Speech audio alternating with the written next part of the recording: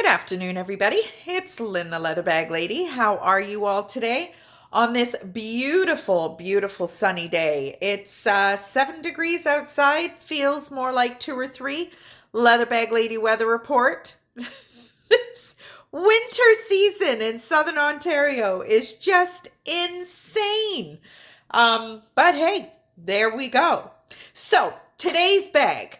I don't get very many 50s, definitely not a 40s bag, 40 and below, the beaded flapper, not my jam at all. 50s, we're starting to get into post-war. Materials are back available. Second World War, a lot of the materials were not available because of the war effort. And we've talked about that. If you follow me and you've been following me for a while, I did a whole thing on the history of bags. And you'll find that that's where a lot of the plastics, a lot of the Bakelite, a lot of, that kind of material was being used because there just wasn't much of anything available because everything had been used for the war effort. And these kind of more modern materials were being tested and, kind of used to the max because they were new technology and plentiful. So, but saying all that, I've listed this bag as a 50s bag. I watch a lot of period stuff on TV, documentaries. Watching the Prince Harry interview right now, actually, on Prime. Not that far into it, so we'll see how I feel about it after I've watched it. But anyway, back to the bag. I just feel that this is a silhouette that I have seen more in kind of 50s period pieces than 60s. 60s starts to get very slouchy, very kind of big, more so. And then the 70s, it just goes crazy. But, or it could be early 60s maybe. But this little beauty is just super cute. I don't really pick up these real kind of period bags so much anymore, partly because they don't really sell that well. Not sure why. But the leather, I picked this up, and the leather. If you've had a pair of leather gloves and the terminology or the phraseology is, with kid gloves, and it's because it's kid leather. And I'm not sure what type of leather this is because there is no maker's brand. There's no anything inside, but it is just like those gloves. It's kind of a pleated, there's no interruption in the leather. They've just pleated it. Like, can you imagine?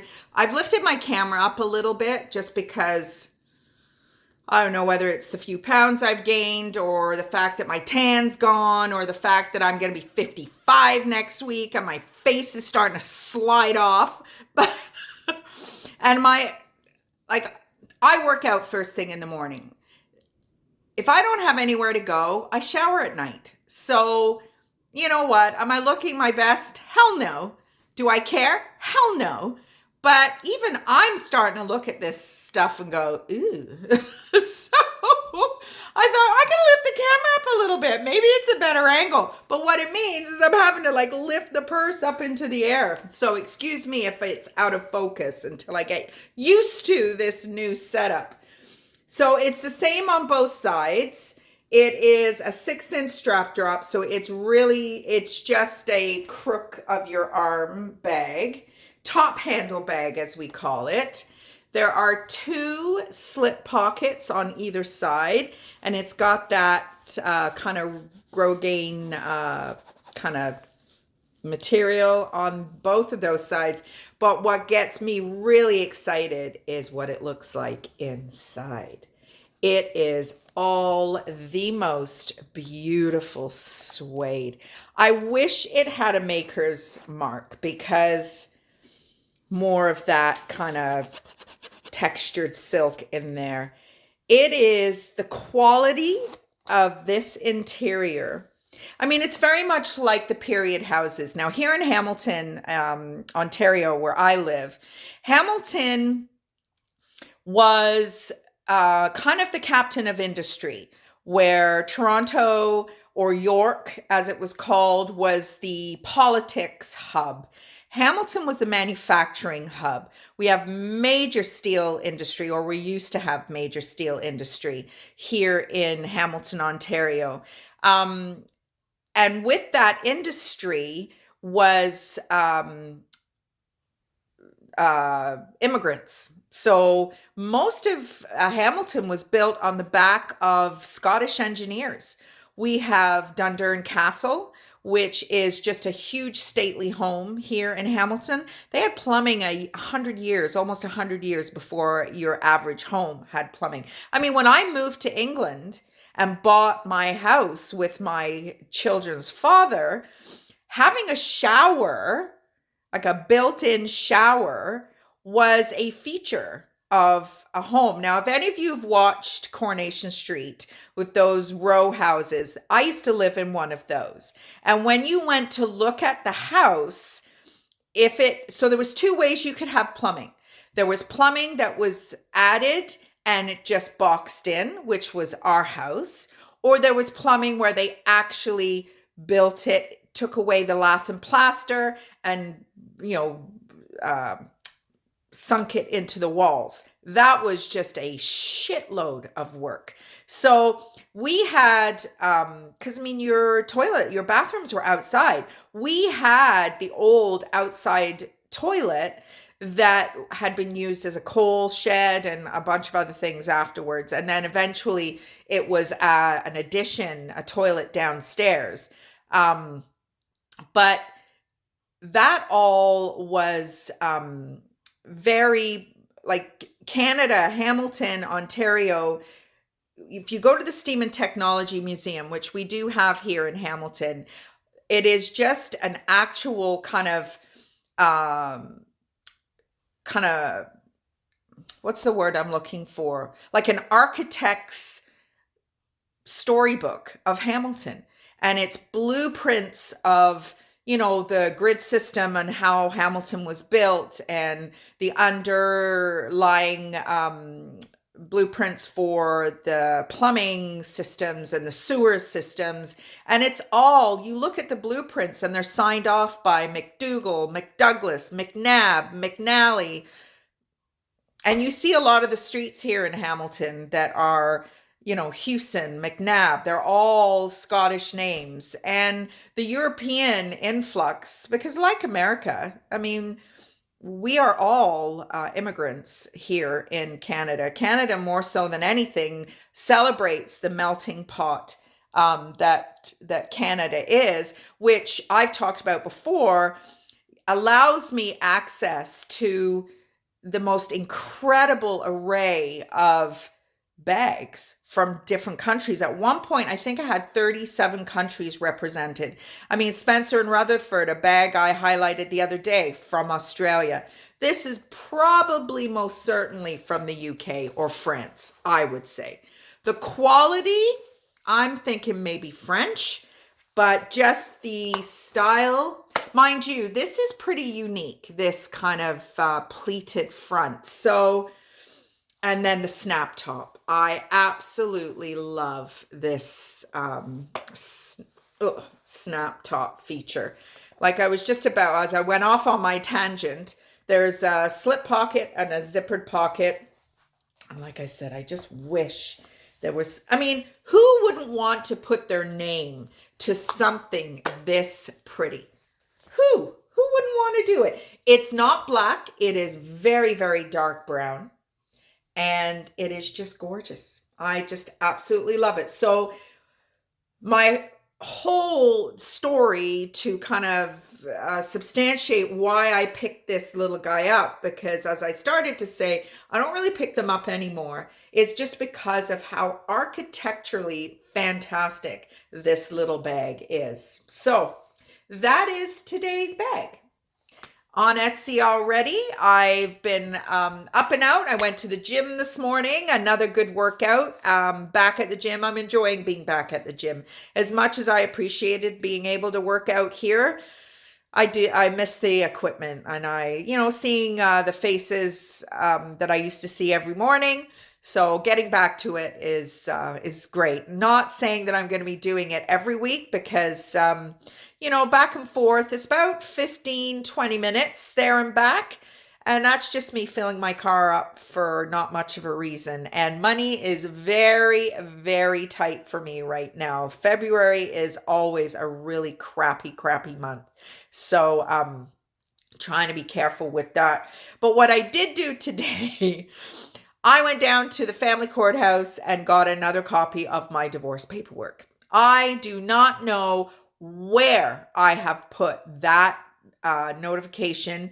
I wasn't sure when I actually filed. It actually wasn't me that filed. It was the kid's father that filed because I figured I'm never getting married again. What do I need it for? You spend your money, buddy, not me, because I don't have that kind of money to spend on that kind of stuff. And it was 2018, April 20th, 2018. So I went to the desk. I said, I am getting married again, and I cannot find my divorce certificate. Off she went. 5 minutes later, handed it to me. $25, please, which I thought it would cost me a few bucks. $25, I didn't think it was going to be that much, but hey, a small price to pay to have it in my hand. And the relief it's been on my mind quite a bit for a bunch of reasons. One, I can't believe that I couldn't find it. And wait, you see, next week I'll find it. Two, it's just another thing that we're closer to getting married in the sometime this year. And yeah, so there we go. We've got all our ducks in a row. We've got a few other details that we're going to. I know when we're getting married, but I'm not ready to tell you when we're getting married because we're just doing it, the two of us, and that's it. We're not involving anybody on either side's family. Pius has some friends who are going to be available to stand up for us, and that is it. Not that I'm worried about anybody saying anything stupid anymore. My family, my friends have met Pius enough times that they see how happy we are. They see how wonderful he is to me. And more importantly, they see the changes in me. Here I am molting again.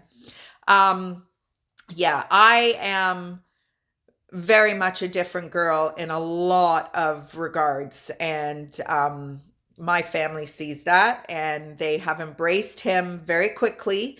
And they just think he's awesome. And they still don't know him that well. I mean, he's not difficult to get to know because he's just a jokester, and he's so genuine, and he's so kind of simple in his thought processes.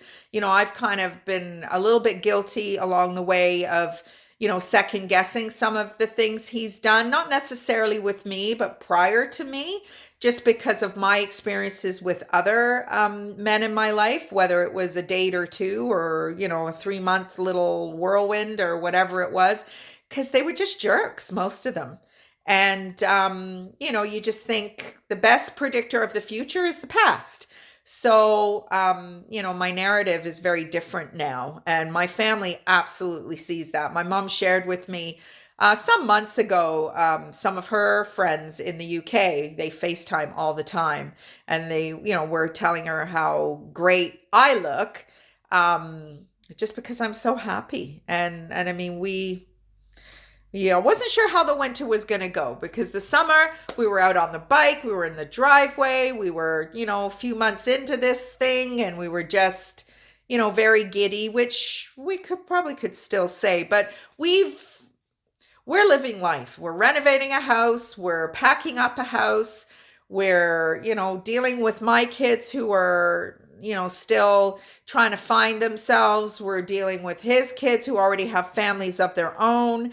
So I feel like we've kind of fast forwarded, if you will. And that is just something that we feel very strongly has given us a platform to move ahead as we are. So that certificate today was a big deal. And then I've been just doing before and afters of bags. So Leather Bag Lady on Instagram is where I'm going to be doing before and afters that aren't vintage. And then Leather Bag Lady Vintage is where I do a lot of my reels for whatever bag I've listed on that day. And then leatherbag.lady.com is my Shopify store where all my not vintage stuff is being housed. And I was telling Pius today how frustrated I am. Every time my phone does an update, it changes everything. So I've been trying to do a couple of listings today in my Shopify store, and it took me over an hour to list 2 bags because of how different it is now. So I don't know if that's down to the update on the phone or whether that's Shopify, but it's a pain in the ass. 2 stunning bags. They're bigger bags. You should go check them out. Well, they're both. One is Anna Ehrlich, which is a very designer brand, $700. These bags are. The style of bag is still being sold right now on her website, and like I said, $700. And then the other one is just a made in Italy. I already took them downstairs, otherwise I would show you. But they're gorgeous. I really wanted to use the black one, but it's more of a smooth leather, and knowing me, I'll do something to it. And well, no, not necessarily. I'm not very hard on the bags, but it's kind of a special bag, so I don't want to use it and have any extra wear on it after I refurbished it, because I did a before and after on both. The black one more significantly than the turquoise colored one. Anyway, oh my goodness, look at us, 17 minutes in. If you're still with me, hallelujah. If you're not, then you don't care and you're not going to hear me anyway. So have a great rest of the day, everybody, and I will talk to you tomorrow. Bye.